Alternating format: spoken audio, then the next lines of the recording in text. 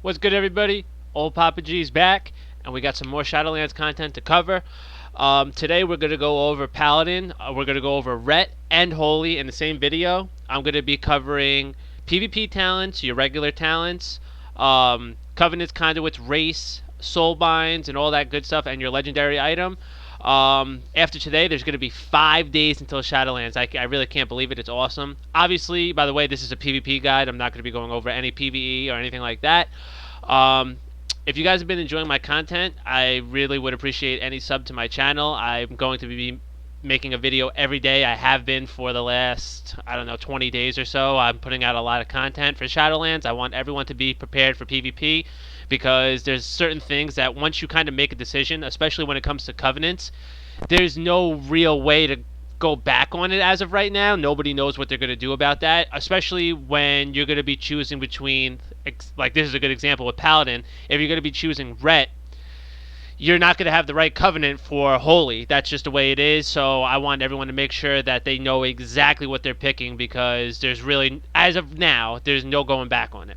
So all that being said, let's jump into it. I'm going to start off with Ret, and then I'm going to work my way to Holy from there, okay? So first thing is Execution Sentence. There's been a lot of stuff about this move. This is probably the single hardest hitting move in the game right now. It has a lot of one-hit KO ability, but let me read it to you. A hammer slowly falls from the sky upon the target. After 8 seconds, they suffer 977 holy damage plus 20% of damage taken from your abilities in that time.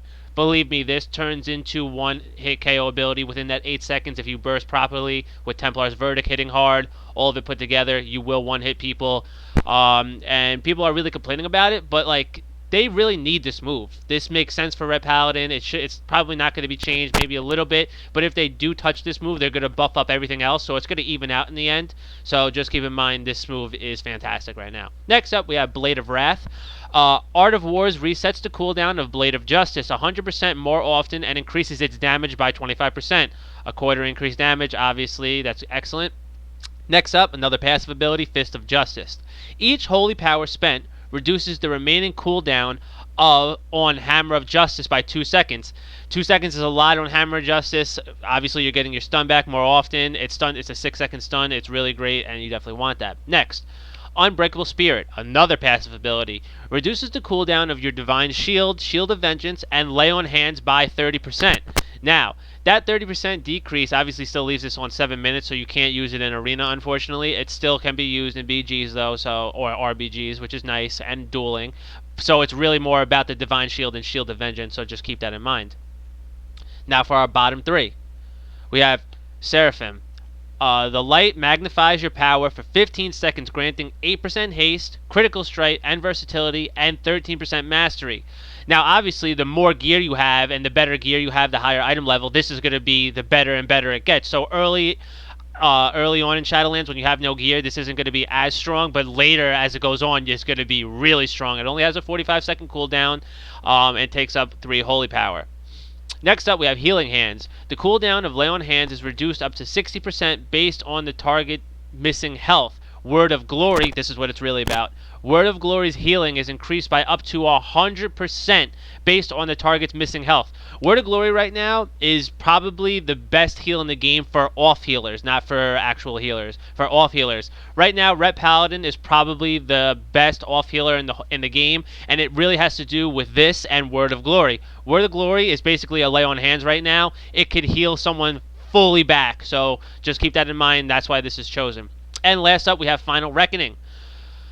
Call down a blast of heavenly energy, dealing 1200 damage, holy damage to all targets in the target's area and causing them to take 50% increased damage from your holy power abilities for 8 seconds. This is a holy power ability, just keep that in mind. Execution Sentence, so it's adding to the one-hit KO ability. Passive. While off cooldown, your attacks have a high chance to call down a bolt that deals 257 holy damage and causes the target to take 10% increased damage from your next holy power ability. So this is really all about you having a chance to have increased damage towards your target. They definitely need this. That way they're not just all about their one-hit KO ability. It really beefs up everything else. It makes them more fluent, and it's just nice to have. Now that we covered the PvP talent, we're going to literally go into PvP talents. So first up, we have Lawbringer.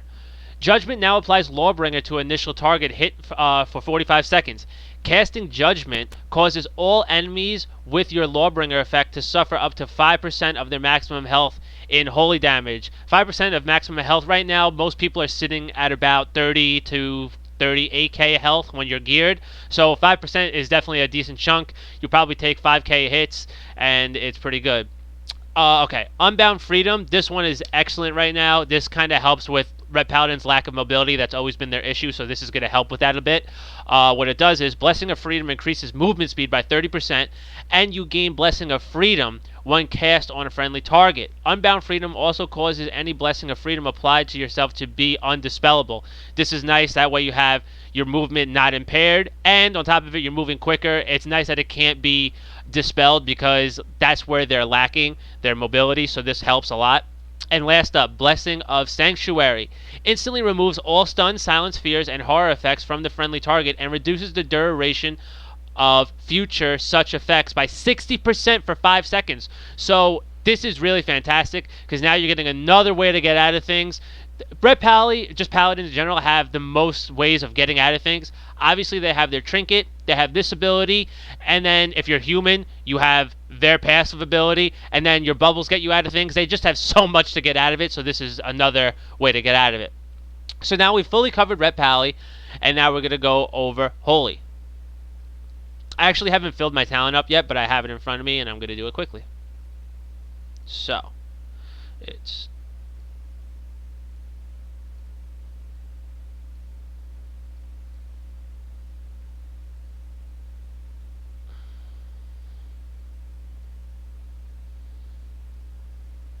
I'm just doing it quickly, and now I'm going to read it to you guys.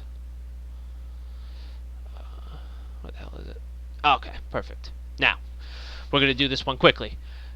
Holy right now, unfortunately, is on the lower end of healers. They're really made for burstier teams. They're made for quick battles. If it's going to be a match that's a long battle, they are not made for it right now. They're more about the quick burst heals, quick matches with really strong burst teams, high strong burst melees and or casters. So just keep that in mind. I would say right now they're sitting in the B tier. They're probably the second worst healer. Maybe they're tied with Mistweaver Monk right now, and they're ahead of Holy. Other than that, they're on the bottom. But I am going to go over it because some people do prefer it. So, Bestowed Faith. Begin mending the wounds of friendly target, healing them for 816 after 5 seconds. It also generates 1 Holy Power upon healing. Obviously, you want that for additional healing. Holy Power is brought back for Holy as well, so it is something to have.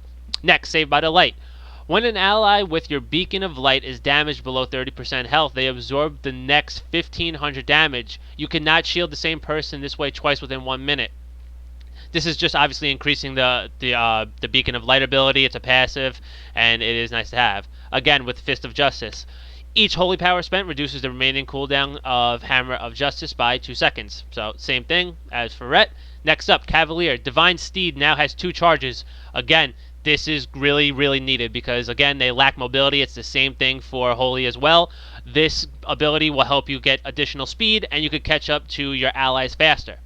Next, same thing again, Seraphim. The light magnifies your power for 15 seconds, granting 8% haste, critical strike, versatility, and 12% mastery. Again, this will be better based upon the better gear that you have.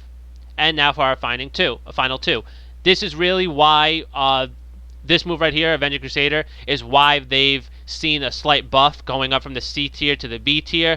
This is also why they're made for quicker burst matches, is Avenging Crusader. So, what it does is, it replaces Avenging Wrath. You become the Ultimate Crusader of Light, increasing your Crusader Strike, Judgment, and auto attack damage by 30%. They will be attacking during battle sometimes. Next, Crusader Strike and Judgment cool down 30% faster and heal up to 3 injured allies for 250% of the damage they deal last 20 seconds. Now, like I said, they're made for burstier teams. This is exactly why.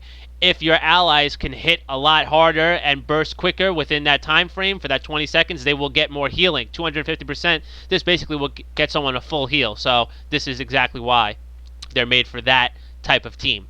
And lastly, Beacon of Faith. Mark a second target as a beacon, mimicking the effect of Beacon of Light. Your heals will now heal both your beacons, but at 30% reduced effectiveness. So it is still good because now you're getting 2 for 1. So it's definitely critical, especially for them because they don't have as much. Okay, and now the 3 PvP talents.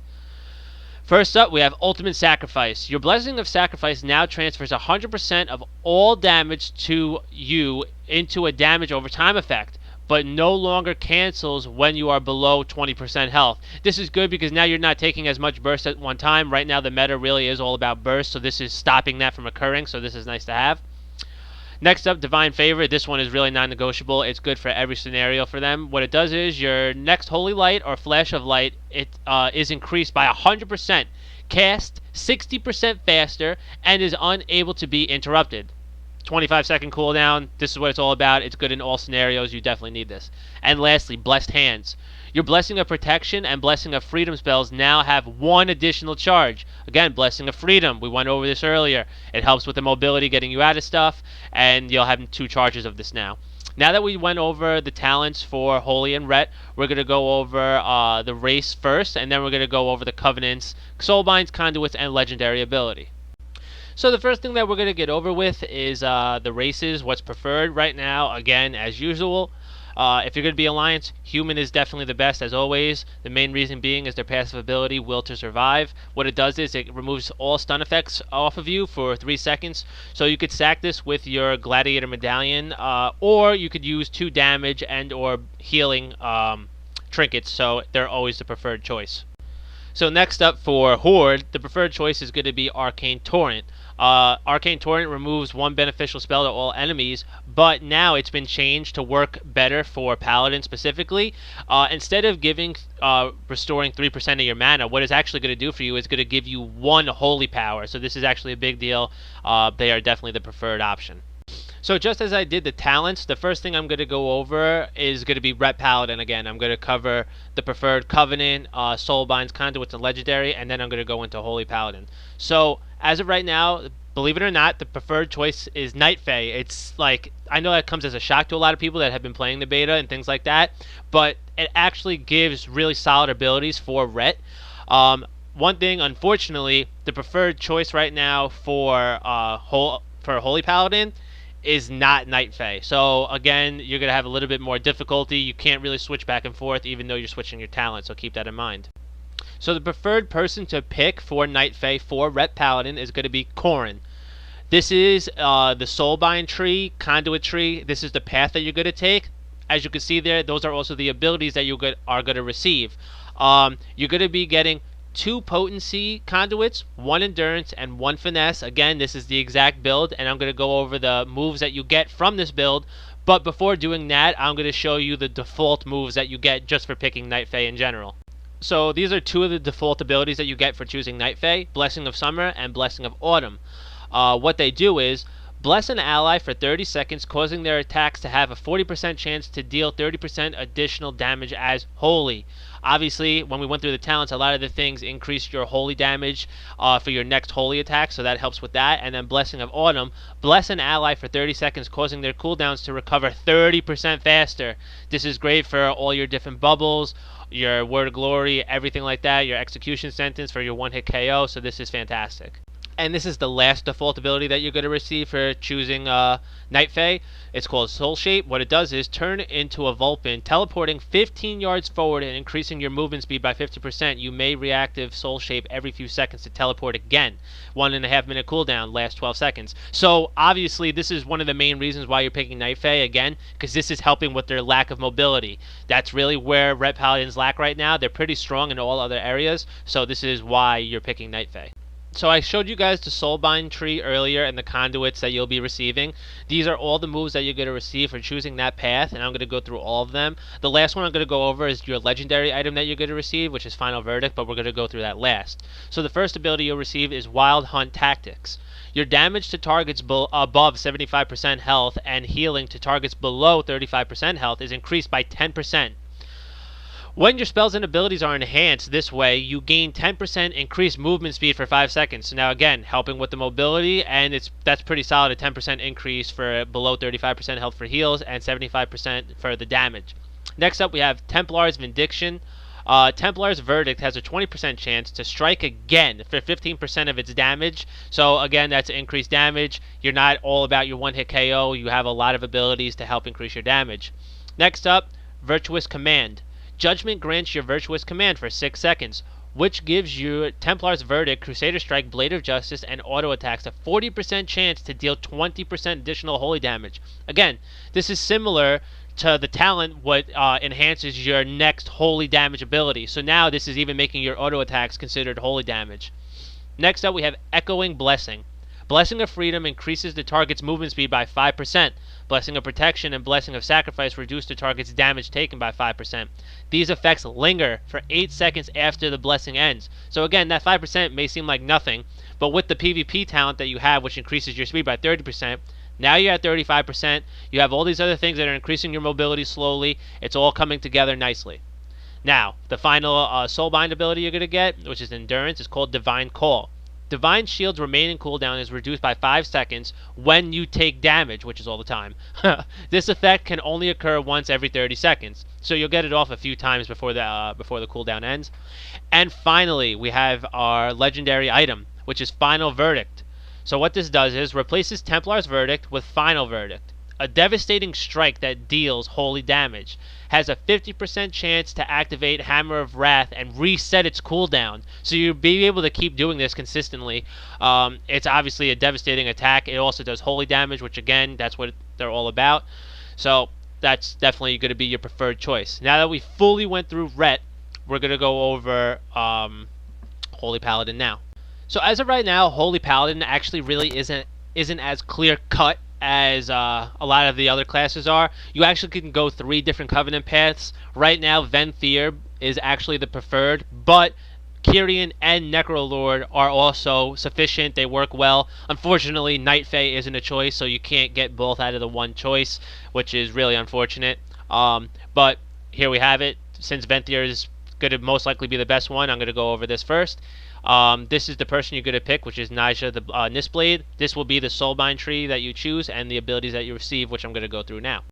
So here are all the abilities and your legendary item. Again, I'm going to go through the abilities first and then end it off with the legendary item. So first up, we have Familiar Predicaments. The duration of incoming interrupts, snare, and root effects are reduced by 25%. And yes, this stacks with Concentration Aura. This is really, really good. This is actually one of the main reasons why Venthyr is being chosen, because now you're getting to stack both of those, which I think now puts it at 55%, which is really huge. Next up, we have Pure Concentration. Concentration Aura reduces the duration of incoming fear effects on your allies by 20%. So now it's not just worrying about interrupts, it's also helping with fear. Next up, we have Hollow Discriminant. Ashen Hollow strike the lowest health ally and enemy within it an additional time for 40% of its effect. And now for our final 3 abilities, we have Untempered Dictation. Light of Matrix damage and healing is increased by 5% each time it's cast. The effect can stack up to 5 times and last 15 seconds. So now you're getting a 25% increase. That's actually pretty solid. Anything that's about 25% or higher on moves that aren't full-blown burst are definitely solid increases. Next up, we have Shielding Words. Casting Word of Glory grants you a shield that prevents damage equal to 15% of the healing done by the Word of Glory last 10 seconds. As you've heard me went over earlier, Word of Glory is almost as good as Lay on Hands right now, and it can be done repeatedly. So if you're getting about someone's 80% of maximum health, then you're getting that damage shield for 15% of that heal. That last 10 seconds, it's actually a nice shield. And finally, the legendary item you're going to pick. You're going to be choosing this one if you choose Venthyr. If you decide to go Necrolord or Kyrian, there's actually a different legendary you'll choose. But since I'm going over Venthyr, because as of right now that's the best one, we're going to be going over this one. It's called Vanguard's Momentum. So what it does is, Hammer of Wrath has 2 extra charges and increases holy damage done by 2% for 8 seconds, stacking to 3 times. So you're really getting a 6% increase. You always got to consider that the stacks are going to happen consistently, so it's not something to really worry about. This right now is going to be your preferred choice for a Holy Paladin. Alright everybody, so there you guys have it. That's going to be it for today's guide covering all of Paladin. I hope you guys have been enjoying the content I'm putting out. I'm going to be making the remaining class guides, one every day. There's going to be 5 remaining. Again, if you guys have been enjoying the content, I would really appreciate any sub to my channel. I really do greatly appreciate everybody that's been supporting me. And as always guys, thank you guys for tuning in.